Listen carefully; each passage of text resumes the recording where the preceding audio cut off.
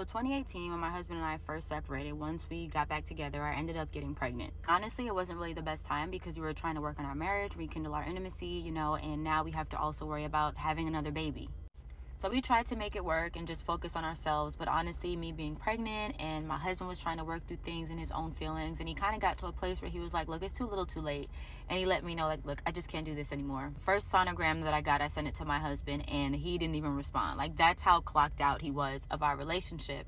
And it wasn't until I want to say like a month or two, maybe 3 months later, that I found out that he was talking to someone at his job and they were in a relationship. So the whole duration of my pregnancy, he is with that woman and we have not communicated at all. No calls, no texts. He doesn't know anything about the baby. I don't know what's going on outside of like when I have conversations with his mom and his mom is kind of telling me things. I'm believing that God is going to restore us, that he's going to change things around. And it was hard because I'm pregnant, I'm hormonal, and I love his mom, but there were even moments where talking to his mom was kind of detrimental for me because she would tell me things like, oh, you know, they're having fun and they really like each other. So in my mind, I'm thinking he's in love with her and this is it. Like, our marriage is over. And I want to also say that throughout this time, even though I wasn't talking to my husband, the Holy Spirit would tell me a lot of things. Like, sometimes I would have dreams about my husband and the Lord would just speak to me through scripture. And there were times where God would give me dreams or give me scripture, and then his mom would end up telling me something that confirmed exactly what God would tell me. So even though one part of me thought, okay, our marriage is over and he wants this other woman, I also knew that the truth of the matter was their relationship was very toxic. So fast forward now, I'm at the end of my pregnancy, and one night I'm watching this prophetic video. And at the time, I didn't really like prophetic videos too much. I was very like, you know, aware that some of these prophets are false. So I didn't really take a lot of these videos too seriously. But this night, one of the videos, they were talking about that God was going to do something in 3 days. For some reason, it stuck with me and I took mental note, okay, 3 days, something is going to happen. So the third day comes and I'm eating my bowl of cereal at night like I normally did. It was like 11 o'clock and I'm getting ready to get into bed and I lift my leg up to get into the bed and I felt like this sharp pain, like, you know, in my abdomen area. I get up and I walk to the bathroom. I go sit down and a gush of water comes out. My water breaks. So I'm sitting on the toilet. I'm calling out to my mom. She comes running out. Her first thing is, well, I'm going to go tell Donnie. And in my mind, I'm like, do not call this man. We have not talked in all the time that I've been pregnant. He's probably not going to show up. He wants nothing to do with us. She decides to go ahead and call my husband anyway. So now I'm on the toilet trying to figure out how I'm going to get up and, you know, get downstairs. I'm leaking everywhere. I'm worried about what is my husband going to think. I don't want him to think that I'm pressuring him to be there. And my mom is real adamant and I'm nervous because my first son was an emergency C-section. So I've never had to push a baby out. There was a lot going on in my mind. My mom wakes my dad up to let him know that I'm in labor right now, and she grabs my hospital bag up. We walk outside to go put the stuff in the car, and I look out into the street and I see my husband's car is parked there. So I'll come back for part 2 so I can share what happens once I realize he's outside. So I see my husband standing out there. I get on my dad's van and we head to the hospital. Whole time we're on the way to the hospital, I keep looking back in the rearview mirror and seeing my husband like just keeping up with my dad. So I get to the emergency room, they put us in a wheelchair, and now we're just waiting for them to bring me into a room. So as I'm sitting there, my husband is there with us, but we're not saying a word to each other. So I changed into like the gown and things like that. Once I changed into the gown, they basically allowed me to like walk through the hallways to kind of make the labor progress. As I'm walking in the hallways, my mom is behind me and my husband is sitting on a chair. They had some chairs up against the wall and he's knocked out because he was working overnight job. Mind you, it is 11 o'clock, so he's literally snoring out loud. I'm walking, contractions are coming on strong. So we finally get back to the room. My husband is also sitting in the room and my mom is there with me, and I'm still walking around because now I'm like, the contractions are hitting real bad. So I'm like, where's the epidural? Now I'm sitting on the hospital bed about to get the epidural, and you know, they tell you like, don't move because it could hit a nerve or something like that. And the doctor ends up telling my husband, oh, come and hold her. This doctor doesn't know how my husband and I are, that we haven't talked. So my husband comes over and he just holds on to me, and y'all, I swear, when he put his hands on me, it like brought me so much peace. Like, I felt so much more comfortable. It was like, once I get the epidural, I'm just laying there. My husband is still there. Like, he's still sitting in that chair. We're not talking. My mom is not really talking to me, and we're just waiting for my cervix to dilate even more. After about an hour, my cervix is dilated completely and I end up starting to push. So I push, the baby comes out. Y'all, I have no idea what's going on with my husband or my mom or anybody. I'm just tired. Fast forward now, they move us to the room after you give birth. I forget what the room is called. And my mom ends up leaving. My husband ends up leaving. So I never get to tell him like, I want you to stay. We had zero conversation. My mom ends up FaceTiming me and basically just trying to say goodnight for the night because she knew like nobody was coming back and I wasn't expecting anybody to. So here I am preparing to be with my baby by myself for the first night. And mentally, I was ready. I was like, all right, this is just what it is. So I turned the TV on. I'm laying in the bed watching the TV, and I hear a knock at the door. I'm thinking it's the nurse, because y'all know when you have babies, the nurses are coming in and out constantly all day. And there is a curtain right in front of the door. So the person opens the door and walks in. I still can't see them until they pull the curtain back. They pull the curtain back, and it's my husband, y'all. And not only is it just him, he has a bouquet of flowers in his hand. So I am completely shocked. He walks in, he sits on the bed in front of me, and for like 30 seconds, we're just looking at each other, just silent.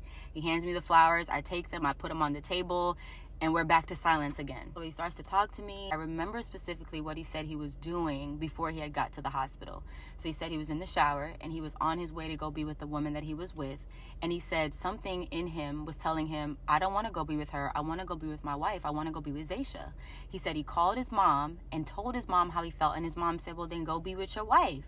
So he said he got out of the shower, went to go grab some flowers, and came to me. And right after that conversation, it was like nothing had ever happened. It was like we were not separated. It was like we hadn't stopped talking. He ended up picking up the baby and sitting next to me, and he was trying to help me breastfeed, y'all. And all I could think about was the prophetic word that I saw, that in 3 days something was going to happen. And on the third day, that is exactly what happened. The next day we get up and we're sitting in the hospital bed, and it's like kind of early in the day, and my husband is sitting next to me and he's on his phone, and I notice that her name pops up on the screen. I don't tell him that I noticed this. I just take note of it, and I'm kind of discouraged, but I'm like, you know, whatever, I'm gonna let it go. So the next day we spend the whole day at the hospital because our son had jaundice, and then they finally let us go towards the end of the day. So he drives us back to my mom's house and he ends up leaving.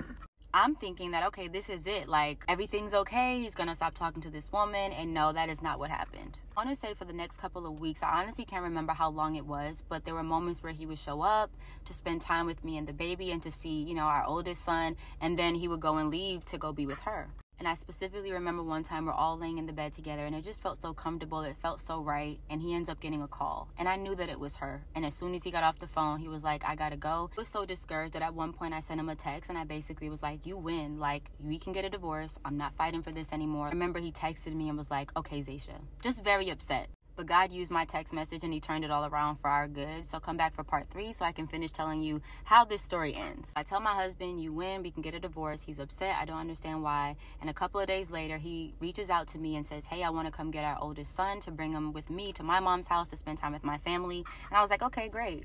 And yes, I was kind of worried that he would be around that other woman because I didn't want my son to be around her. I didn't really know her like that, but I put my trust in God and I believe that, look, if anything is going to happen that is not going to benefit my son, I know that you would stop it and you're not going to allow it, so I'm going to just trust you. So later that evening, I'm watching a video again on YouTube, this woman that I trust, and she's talking about what it's like when you are married and separated and what you're supposed to be like when your husband comes back. Basically being like the prodigal son's father and just having open arms. She was saying that we need to be compassionate and showing mercy and being gracious, and I knew all of that, but as I'm listening to it, I hear the Holy Spirit tell me, when he comes back, give him a hug. I'm terrified, y'all. I'm terrified because, again, we're not on that type of time. We have not physically touched each other since he was in the hospital with me, holding me for the epidural. But again, I was very obedient to the Lord. Whatever the Lord needed me to do, I was going to do it. No shame, no pride. So my husband gets here and he walks in the door, puts my son's stuff in, bring my son upstairs, and he's still downstairs waiting. So I walk back down the steps and he's getting ready to leave, and I just hug him. I just wrap my arms around him and I hold him, and he's just holding on tight. He doesn't even let go. And as I'm holding him, I can feel that he needed it. I just knew that he needed it. And he says to me, well, what is this for? And I was like, oh, nothing. Like, I just feel like you needed it. I just feel like you needed a hug. He's like, okay, well, thanks. You know, upstairs, I call his mom, like, he just came over. I gave him a hug. Like, he didn't fight it. Like, I feel like he needed it.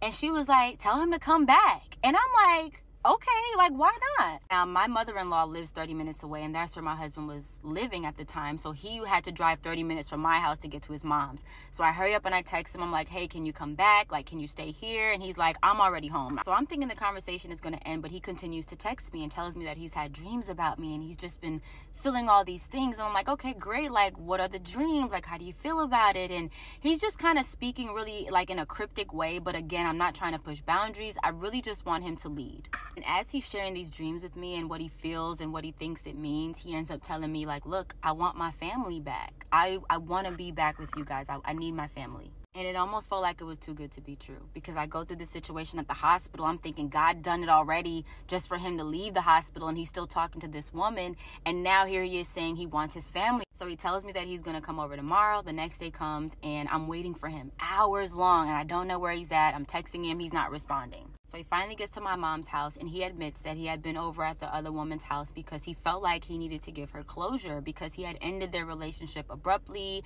and he knew that she was feeling some type of way. Now, in my mind, I'm like, she don't need no closure. I'm your wife. But I also understood that they had been together for almost 9 months, and so there was still something there. And after that, we laid in that bed. I laid on his chest, and he just told me how much he missed us and how much he loves me, and he kind of just poured his heart out to me. And I started to tell him all the different things that God told me, all the things God shared with me about us and being restored, and how God had even used my son one time.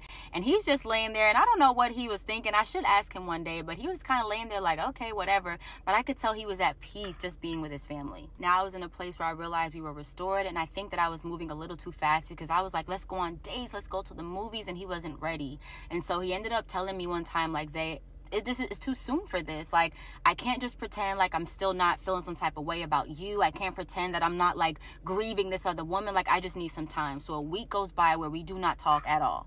And at the end of that week, he sends me a message and says, I think we should be friends. And y'all, I almost lost it. I'm like, ain't no way I'm going to be right back in this place where this man just wants to be friends. So I texted him. I said, you only want to be friends? He was like, no, dummy. I want us to rebuild our friendship. I want us to start being friends again. And y'all, we've been together ever since. And no, it hasn't been easy. There's been a lot of warfare, a lot of forgiveness. There's been a lot that has gone into both he and I growing and being where we are right now. And it even was at the point where he was explaining to me, you know, what that relationship was like for him and what they went through and how much they argued and how much they fought. And it was just very, very toxic. And so I pray that y'all hearing this, I know it's crazy, but just understanding how good God is and how faithful God is, because 6 years now, I'm not worried about that woman. I trust him. I don't think about her like I used to. It doesn't bother me anymore, because I know where God has brought us from and where we are at now. So God bless y'all. Those of you that are still standing for your marriages, I'm praying that you just keep the faith and you keep trusting in God, because he can do it. So I just got through watching that video about that lady who said that God saved her marriage. And I don't know what type of God she serves, but please keep that God away from me, because I must be serving another God. I cannot be serving this same God that this woman is serving, that told her to wait for her husband, who abandoned her while she was pregnant and didn't go to any of her appointments, wasn't around, and was running around town having fun with his new woman. She wants to sit here and say that it was God that was talking to her, but what she wasn't realizing is who was really talking to her and who was really in her ear was her mother-in-law. I mean, girl, you was on the phone with his mama all day. Like, she's one of those boy moms that is going to have you out here looking crazy, because she's going to want you to stick around for her son, because she know he's out there playing and doing all what he wants to do while you wait for him, because you need to stay there and be his security and his option. Like, and that's okay. Like, she can be dumb. She can be dumb to me or other people, and that is her business. That is her prerogative. If she want to stay with a man that left her while she was pregnant and constantly cheated on her, and then when he did try to spin the block, he didn't know if he wanted to be with her or the new girl, and then left her again and went back to the new girl and gained actual feelings for this new woman, don't try to add God to it and just say you did what you wanted to do, that you knew that you were going to suffer in this marriage, that you were going to allow him to put you through the ringer, and you were still going to be there. And he knew that. That's why he wasn't in no rush. He wasn't in no rush to come back home to you. And his mama knew that too. That's why she was playing you like boo-boo the fool, because she was, everything you was telling her, everything that you was telling his mama, best believe she was going back and telling her son. I don't know when y'all women are going to learn. Stop confiding in these men, mothers. They're listening to you to be close to their grandchildren, but they really are going back and telling their sons everything that you're fucking saying. Everything that you're going through. They not coming to their son saying, oh, you know, they're going to be like, she's doing so bad without you. She really loves you. And really, he's knowing that she is sitting around waiting for him, miserable by herself, keeping company in his mother. So he keeping tabs on you while he's having fun with his new boo. And she's keeping tabs on both of y'all. But anyway, y'all got to stop taking God out of it. Maybe y'all are serving a certain type of God, and y'all don't even know that y'all be talking about y'all serving God and his God when really you made the man your God. Just say that man is your God. That religion and the rules by religion is your God, because God be showing us signs before we even get married. God show us signs before we even say I do. God shows us signs before we get into that relationship. Now, I'm not going to lie. I've heard stories where women and men have revived their marriages. But it took that woman walking away, and I mean walking away and moving on with her life, and him moving on, and them finding their way back together. That's their prerogative. But to sit here and say, I was waiting on this man to come back with open arms and then apologize to him, you know, and I'm learning that, who am I to judge? Who am I to judge? If that's what she wants to do, but stop adding God into it and try to convince other people why you made this decision. You made this decision because it's what you wanted to do, girl, and you wanted to wait around, and you wanted to endure suffering and pain while being with that man. And that's your business. That's what you want to do. But don't try to sugarcoat it to the public and make it seem like it was this big triumph story and that you suffered so other married women can walk and feel better about their situation and all this other stuff. No, ma'am. That is your testimony that you should have probably kept to yourself, because now we all on the internet, you know, like the internet does, giving commentary to it.